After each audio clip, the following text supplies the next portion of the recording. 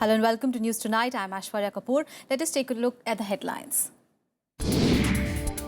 Blame game over who triggered cancellation of NSA level talks. India debunks charge of setting preconditions.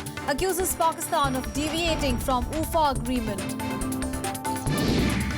Finance Minister Arun Jaitley launches Bandhan Bank in Kolkata to fund small and medium enterprises and create jobs in eastern states. Floods in Assam displaced lakhs of residents. Non-stop rains hamper rescue efforts in many districts. Migrant crisis worsens in the Mediterranean. Italy responds to distress signals from 22 ships. And in the second test in Colombo, chasing a victory target of 413, Sri Lanka finished fourth day at 72 for 2. Sangakkara departs for 18 runs in his last test innings.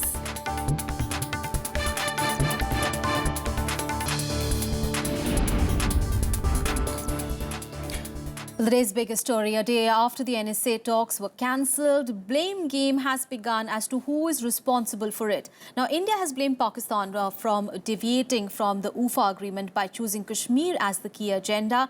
Meanwhile, Pakistan accused India of setting preconditions for the talks. The result, yet another blow to the efforts to normalize the ties between the neighbours. वो तो क्या कागज देंगे, हम तो जिंदा सबूत है हमारे पास, हम तो जिंदा आदमी खड़ा कर देंगे उनके सामने कि ये देखिए ये आपका आतंकवादी है, इसलिए वो भाग रहे हैं. India seems reluctant to recognize the significance of the most important sentence in the UFA statement.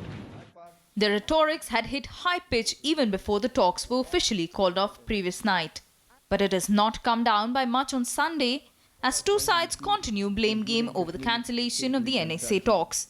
The Pakistan Foreign Ministry said that the talks can't happen on preconditions set by India. It also rejected India's objections over meeting with separatists. Terming Pakistan's decision as unfortunate, Home Minister Rajnath Singh said any third-party involvement in talks was out of question. बात तो केवल ये हुई थी कि NSA स्तर की जो वार्ता होगी उसमें कोई तीसरा पक्ष नहीं रहेगा. यह तो NSA स्तर की वार्ता भारत और पाकिस्तान के बीच तय थी. भारत का कदम क्या होगा, अब तो पाकिस्तान को फैसला करना है. Pakistan's decision to call off talks drew mixed response in Delhi.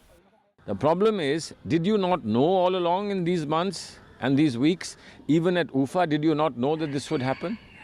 You were so childish and you were so credulous that you believed that this will not happen and that you can actually go into a full conversation on terrorism. I think Pakistan does not realize that how it's eating, terrorism is eating their own land. India has enough evidence. But the tragedy is Pakistan is not ready to accept those evidences. Pakistan was moving around, trying to block the negotiation, and ultimately they have succeeded. You see, Pakistan is a part of the problem. They don't have any solution. Jammu and Kashmir Chief Minister Mufti Mohammad Saeed expressed his disappointment but hoped the talks to resume soon.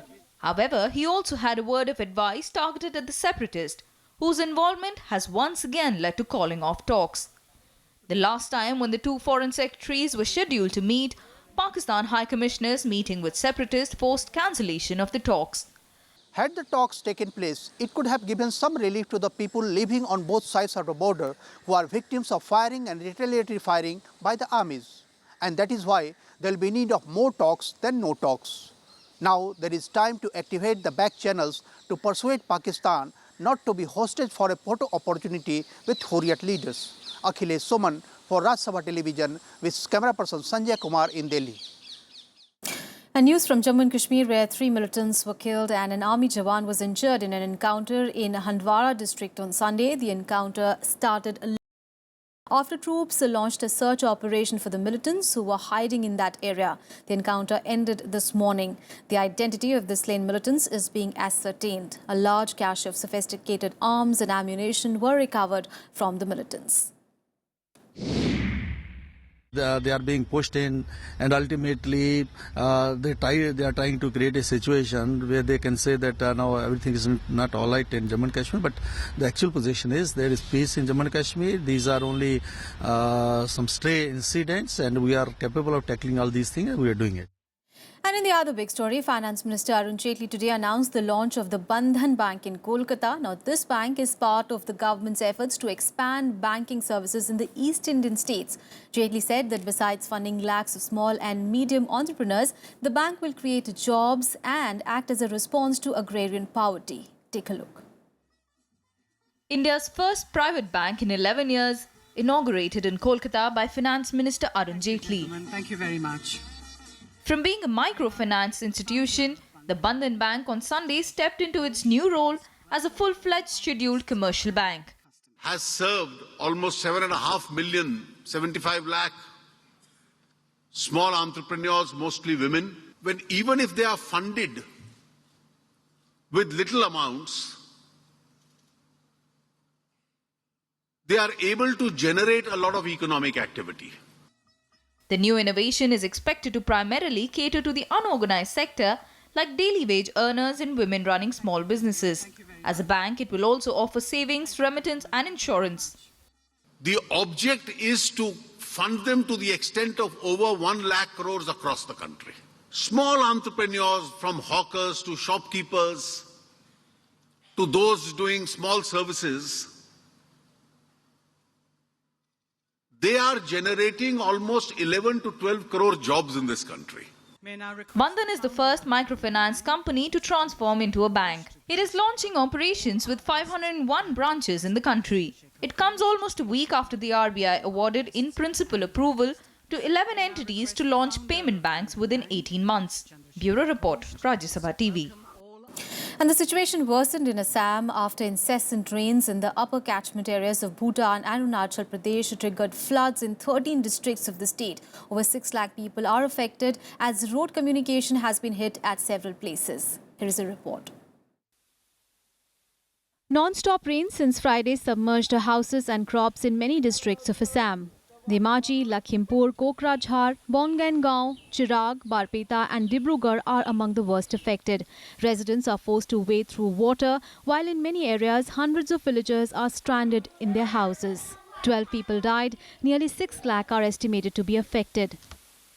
800 মানুহ এতিয়াও পানীত আবদ্ধ হৈ আছে একেসকলে এতিয়া নিজৰ ঘৰৰ পৰা ওলাই যাবলৈ নাওৰ ব্যৱস্থা নথকাৰ কাৰণে এইখন মিচিংগাঁওতে প্ৰায় 800 মানুহ আবদ্ধ হৈ আছে এই মানুহসোপাক চৰকাৰৰ তৰফৰ পৰা এই ঠাইডোখৰৰ পৰা উক ঠাইডোখৰলৈ নিবৰ কাৰণে আমি এছডিচিৰ ওচৰলৈ গৈ নিবেদন কৰি আছো. The widespread floods hampered relief and rescue teams in many areas, but some respite is expected in the coming days with the rainfall easing somewhat. The Brahmaputra is flowing above the danger mark in many areas, flooding large areas near its banks. Danger level से 3 centimetre ज्यादा हो गया. कब से बड़ा तो अभी तो बारिश शुरू हो गया, अभी तो पानी का मौसम है इसलिए पानी बढ़ रहा है. Floodwaters damaged at least 54 roads and submerged over 57,500 hectares of crop area. Chief Minister Tarun Gogoi reviewed the situation and directed possible relief steps on Saturday. Bureau Report, Rajya Sabha TV. Now, news from the national capital, where Union Minister General V.K. Singh's daughter Mrinalini Singh has joined the ongoing protest for one rank, one pension at Delhi's Jantar Mantar. She called the demands of the ex-servicemen reasonable and asked for the implementation of the scheme at the earliest. She is also the wife of a serving army officer. The army veterans have been on protest for the last 70 days now, demanding same pension based on rank. They are also demanding for pensions benchmarked at the 2014 rates. मैं एक पूर्व सैनिक की बेटी होने के तौर पर उससे जुड़ी हूँ. मेरे दादाजी भी फौजी थे, मेरे पिताजी भी फौजी, मेरे पति भी फौजी हैं. मोदी जी जो कहते हैं वो करते हैं और मुझे यकीन है कि वन रैंक वन पे एक सच्चाई बनेगी जरूर. And for more news and updates from across the nation, let's go nationwide. The Supreme Court has upheld a death sentence for kidnappers seeking ransom. The court said that the rise in such incidents require a stringent punishment.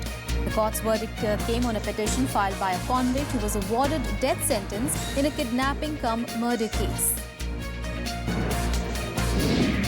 The Enforcement Directorate has issued fresh summons to separatist leader Shabir Shah for questioning in connection with the case of terror financing. The summons have been sent at the South Delhi guest house where Shah has been kept under detention. Now, he was in Delhi to meet the Pakistani leadership in prelude to the now cancelled NSA level talks. He has been asked to appear this week. Nestle India plans to bring back its popular instant noodles back in the market by the end of this year. The announcement came after Bombay High Court's order overturning the ban on Maggi. It was banned because of alleged excessive lead content. However, the company said that it will continue with the existing formula of the product and not change its ingredients.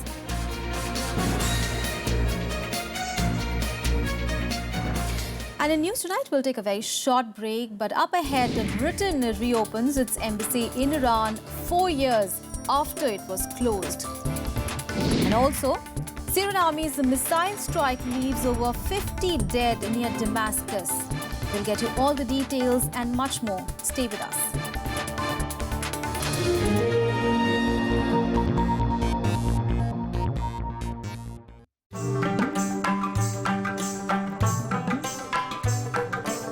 Tradition dating back centuries. A cultural heritage that inspires and warms at once. Magic that awes. Rajya Sabha television brings you events that embrace the wonders of India's classical arts.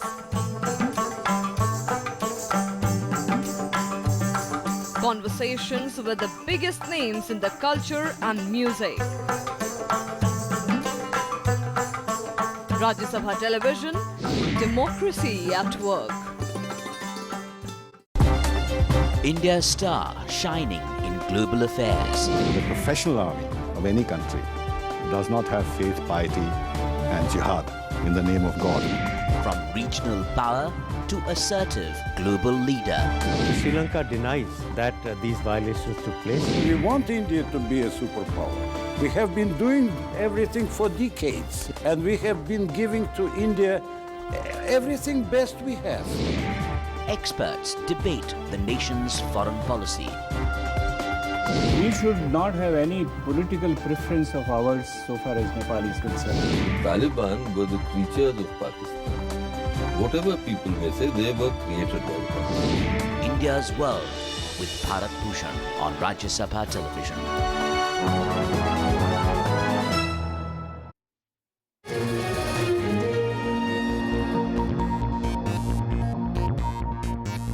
Welcome back. You're watching News Tonight. Now, External Affairs Minister Sushma Swaraj began a two-nation tour of Egypt and Germany on Sunday. The visit is expected to bolster ties with both the nations, with particular focus on boosting trade and investment. During her visit to Cairo, Sushma Swaraj will hold talks with President of Egypt Abdel Fattah al-Sisi and her counterpart as well. She is also scheduled to deliver a public address at the Diplomatic Club in Cairo to be hosted by the Egyptian Council for Foreign Affairs. And in the second leg of her visit to Berlin, Sushma Swaraj will hold meetings with the German Foreign Minister Frank-Walter Steinmeier. Both the countries are expected to review bilateral relationship with a particular focus on enhancing economic engagement. The government will sell a 10% stake in the Indian Oil Corporation on Monday to raise nearly 9,500 crore rupees in the biggest disinvestment during the current fiscal. The equity shares will be sold at 24.28 crore through an offer. They have fixed the floor price at 387 rupees a share, which is 2% below last closing. It is likely to fetch 9,302 crore rupees to the exchequer. At least 20% of the offer size has been reserved for retail investors. They will also get a 5% discount to the cut-off price. The government holds a 68.6% interest in IOC. The decision was taken after a ministerial-level consultation between Finance Minister Arun Jaitley and Oil Minister Dharmendra Pradhan. And on to some international news. Well, Italy rescued thousands of migrants in its biggest operation so far on Saturday. The crisis worsened in the Mediterranean as hundreds of people crossed over into Macedonia that had declared a state of emergency on Thursday. The country had also sealed off its frontier to stop the migrants from entering its territory. Over 2,000 migrants rescued, and the Coast Guards are still counting. Italy started its biggest single-day rescue operations in the Mediterranean after getting distress calls from 22 migrant vessels. Reports suggest 1,000 more migrants are headed to the Italian port. Meanwhile, in Greece, over 1,500 migrants boarded trains in Macedonia to Europe. They were mostly Syrian refugees trapped in no man's land for 3 days. They finally crossed the Macedonian border as overwhelmed security forces did little to prevent their passage.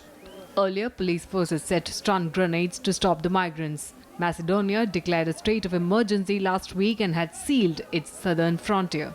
Today, the police allowed to the family to go. Not all the family, but just a letter of family. They beat us just for guys, not family. So we run away from the police and we come here. What do you plan? We plan to go to Serbia and after that to go European Union. It's very, very bad. We are a people. We are not animals. We are alive. We need a life, a good life. We don't need a war. Greece is also struggling to handle the growing migrant influx. Over 2,000 Syrian migrants arrived in the country for the third time in the last 4 days. So much we walk.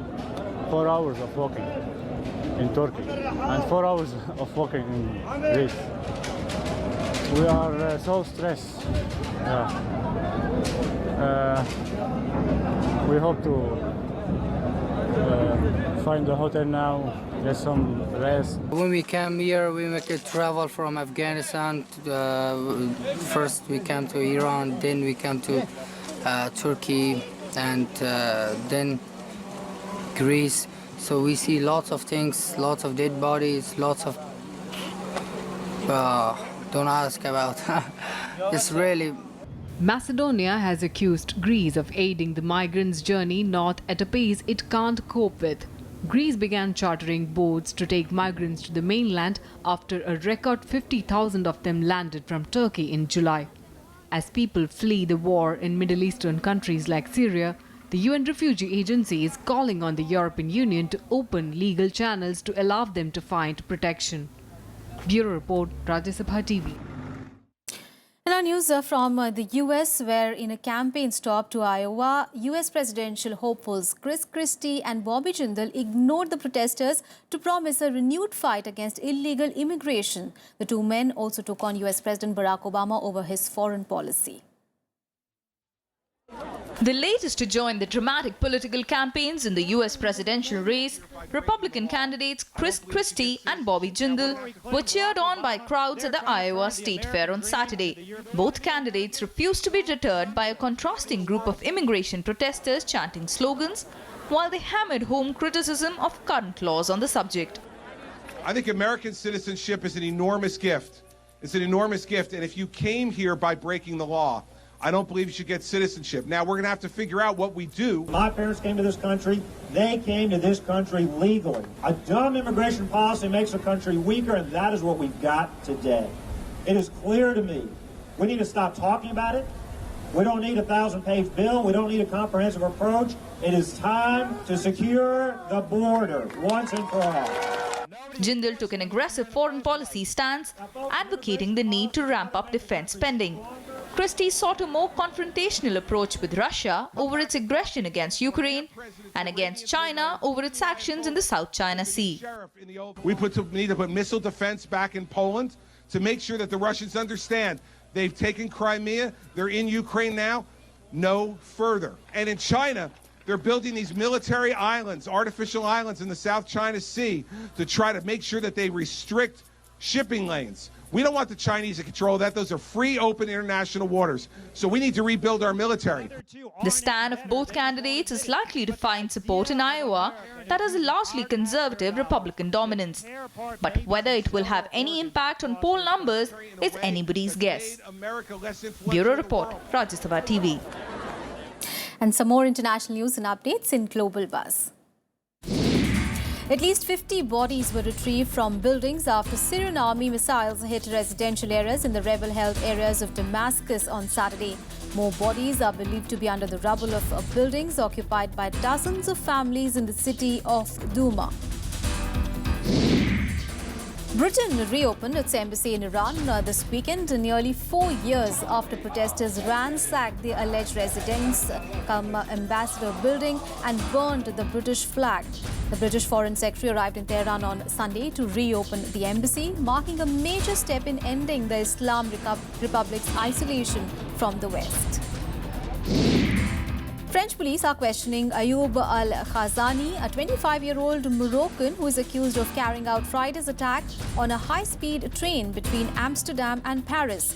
The suspect was restrained by passengers and is said to have links to a radical Islamist movement. Ukrainian President Petro Poroshenko warned of possible escalation of fighting in the east ahead of the Ukrainian Independence Day on Monday. Poroshenko made one of his gloomiest predictions in his country just 2 days before he meets German and French leaders in Berlin. He called for the meeting to seek pressure on Russia to implement a 6-month-old peace plan. And another break here, but up next, Usain Bolt rules the track at the World Athletics Meet, retains the title in 100 meters. We'll get to all the details on that exciting story, but some gloomy news because Sania Mirza and Martina Hingis have failed to reach the final of Cincinnati Masters after losing to an unseeded pair. That too is coming up. Stay with us.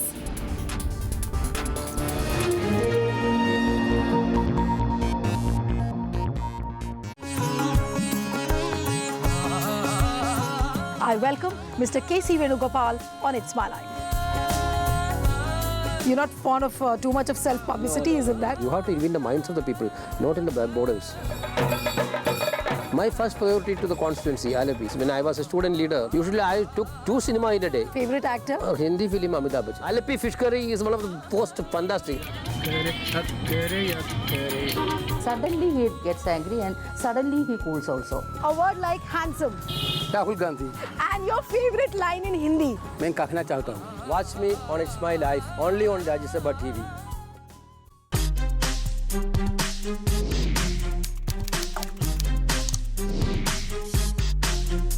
Get live Rajya Sabha session. News, views, reports and analysis you can trust on social media.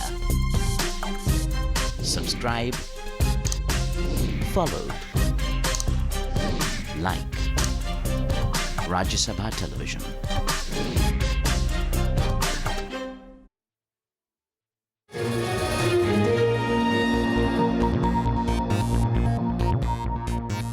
Welcome back. Let's get you all the sports news now. Well, Ajinkya Rahani's 4th Test century has put India in the driver's seat in the second Test against Sri Lanka. India declared their second innings on 325 for 8, setting the hosts a mammoth target of 413. By the end of day 4, Sri Lanka lost 2 wickets, including that of Kumar Sangakkara, whose last Test innings ended for only 18 runs. Ajinkya Rahane ensured that India remain on top in the second Test against Sri Lanka on day 4. Rahane combined with opener Murli Vijay for a 140-run second wicket partnership. He and Rohit Sharma then added 85 runs for the 4th wicket. Rahane was eventually out for 126, his 4th Test 100 in 17 matches. Test 100 is very special for me, but coming at number 3 first time and getting 100 for your team, for your country, this will remain very special for me. India declared their second innings on 325 for 8 with a lead of 412 runs. In reply, Sri Lanka has fought out of the rough after 2 quick dismissals. Both Silva and Sangakkara fell to Ashwin cheaply. Playing his last innings, Sangakkara was caught on 18, marking an end to an illustrious career. Sangakkara ended his Test career with 12,400 runs in 134 Tests. Arguably the best batsman Sri Lanka has produced so far, Sangakkara is part of a few elite club of batsmen. He has 38 Test centuries under his belt, 4th in the list of batsmen with most hundreds. He also stands 5th in the list of batsmen with most runs in Tests. While Sri Lanka will be hoping for the perfect swan song for Sangakkara, the match hangs in balance, with the hosts needing another 341 runs with 8 wickets in hand.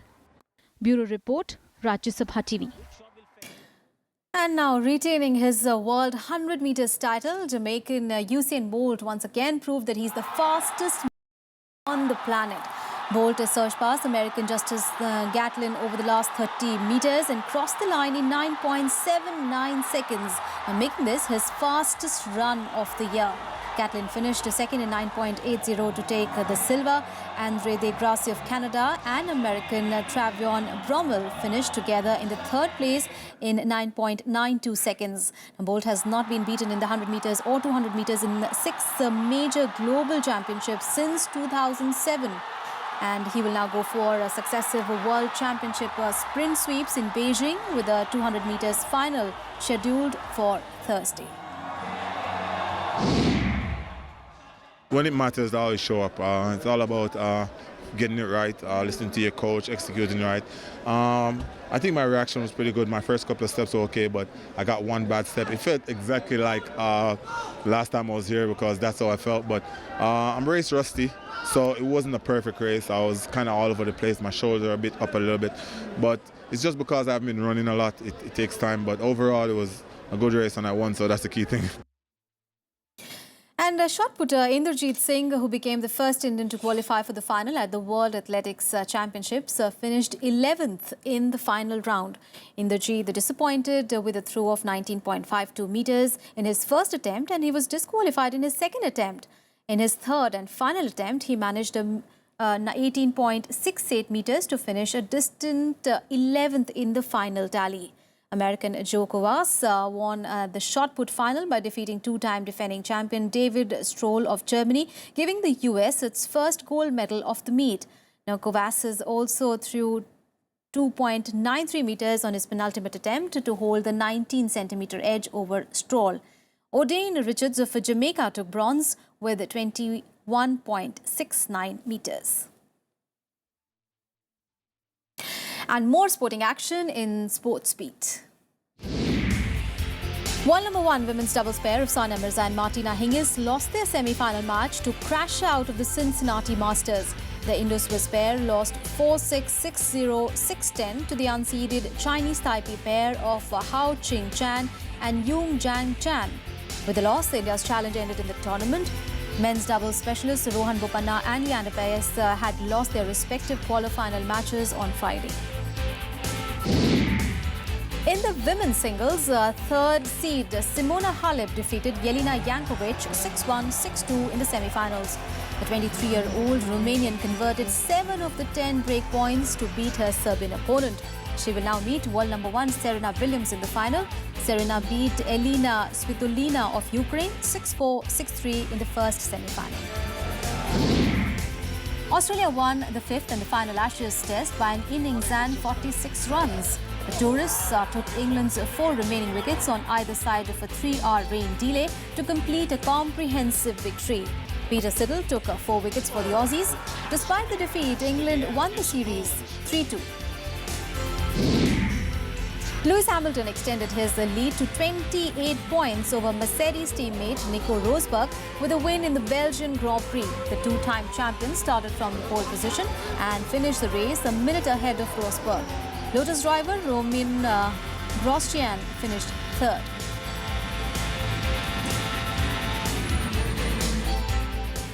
Well, that's all in news tonight. Thanks so much for watching. Good night.